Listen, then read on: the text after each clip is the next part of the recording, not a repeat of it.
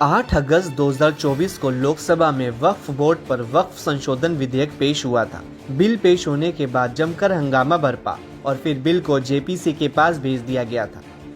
इस बिल से मुस्लिम संगठनों से लेकर विपक्षी दल नाराज हैं और उनका आरोप है कि सरकार बिल के जरिए वक्फ की संपत्तियों पर कब्जा करना चाहती है। तमाम मुस्लिम संगठनों ने जंतर मंतर पर संशोधन बिल के खिलाफ विरोध प्रदर्शन किया, जबकि मोदी सरकार का दावा है कि ये विधेयक मुस्लिम समाज, खासकर गरीब और वंचित वर्ग के लिए फायदेमंद होगा। संसद के बजट सत्र का दूसरा चरण चल रहा है और ऐसे में माना जा रहा था कि अगले हफ्ते वक्फ संशोधन बिल को सदन में पेश किया जा सकता है, लेकिन अब जो खबर आ रही है वो ये है कि रमजान की वजह से ये बिल अब ईद के बाद संसद में पेश किया जा सकता है।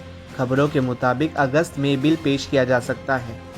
जंतर मंतर पर मुस्लिम संगठनों और विपक्ष ने संशोधन बिल के खिलाफ विरोध प्रदर्शन किए, लेकिन माना जा रहा है कि तमाम विरोध के बावजूद मोदी सरकार वक्फ संशोधन विधेयक पर कदम पीछे नहीं हटाएगी। विधेयक पेश करने के पहले सरकार संसद के दोनों सदनों में संख्या बल को साधने में जुटी है। सरकार को सबसे प्रमुख सहयोगी टीडीपी और एलजेपी-आर को साधने में सफलता मिली है, जबकि जेडीयू समेत अन्य दल को साधने के लिए बातचीत जारी है। सूत्रों के मुताबिक वक्फ संशोधन विधेयक के प्रावधानों पर टीडीपी और एलजेपी-आर समर्थन के लिए राजी है, जबकि जेडीयू समेत दूसरे दलों के साथ इसी महीने के आखिर तक बातचीत पूरी कर ली जाएगी।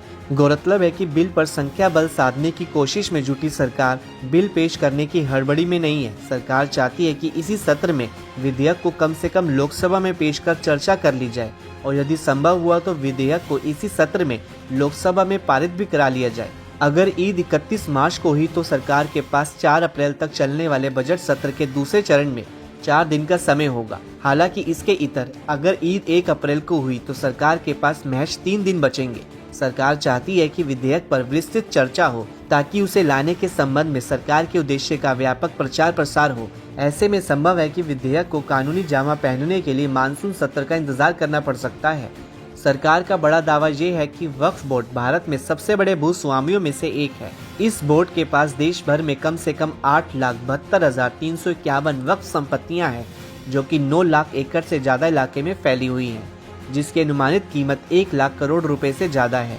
दावा किया जाता है कि वक्फ बोर्ड के पास भारत में सेना और भारतीय रेलवे के बाद सबसे ज्यादा जमीन और संपत्ति है।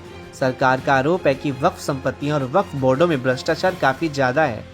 इसे सुधारने के लिए वक्फ संशोधन बिल लाया गया है, जिसका तमाम मुस्लिम संगठन और विरोधी दल के नेता विरोध कर रहे हैं।